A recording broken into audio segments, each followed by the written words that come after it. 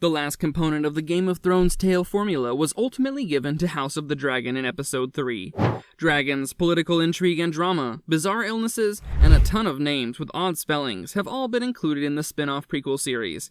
Battles were the only thing still lacking as of the most recent release. Negotiations paying off.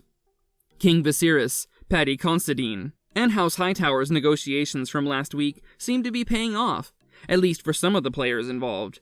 Prince Aegon, the monarch's first live male heir, celebrated his second name day, and the festivities had the king in a frenzy. Jake and Rory heard.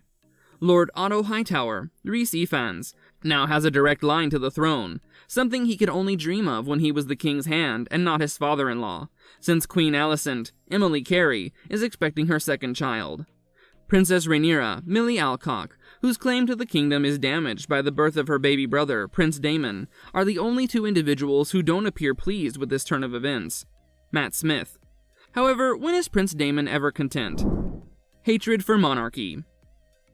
Maybe then he gets some little measure of pleasure from riding his dragon into the stepstones and destroying the crab feeder's troops, Daniel Scott Smith, as well as a few of his own. The hatred of the monarchy for its citizens has never been more apparent than when Damon lands his dragon directly on top of a destitute sailor who was merely happy the prince had come to rescue him. It was a genuine A+ experience. Sadly, Damon missed it since he was too busy spewing fire all over the area. Sadly, this assault was insufficient to terminate the conflict with Prince Drahar. Since Damon's dragons cannot reach the Triarchy in the Bloodstone Caverns where they have taken refuge, the conflict has dragged on for 3 years, and the king's rebellious brother may soon run into difficulties among his own ranks. Careless King. King Visiris is aware of his brother's situation, but he doesn't seem to care. The presence of a newborn baby has, as in Episode 1, made him oblivious to everything save parties, jousting, and hunting. He chooses to disregard the truth that the crown is already at war, whether he confesses to it or not.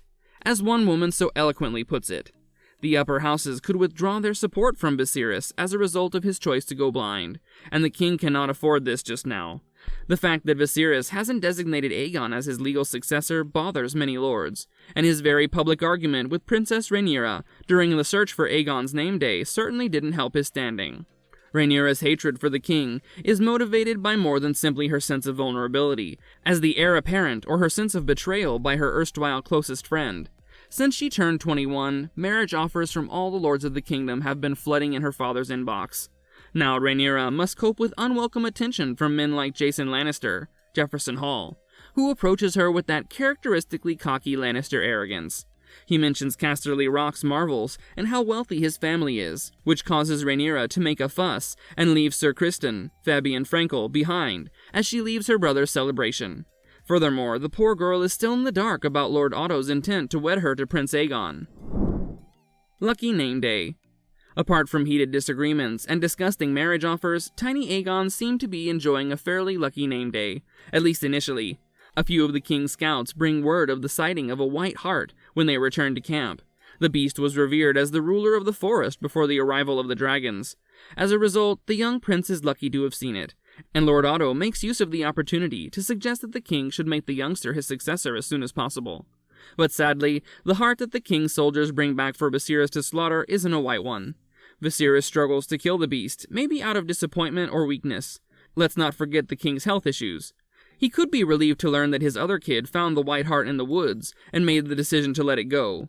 Rhaenyra emerges from the woods, drenched in blood, carrying the body of a boar she stabbed in close battle, in a display of power that contrasts with her father's struggle to kill an already trapped deer. Visit to Red Keep. Thus, the conclusion of Aegon's search and the royal family's visit to the Red Keep are bittersweet.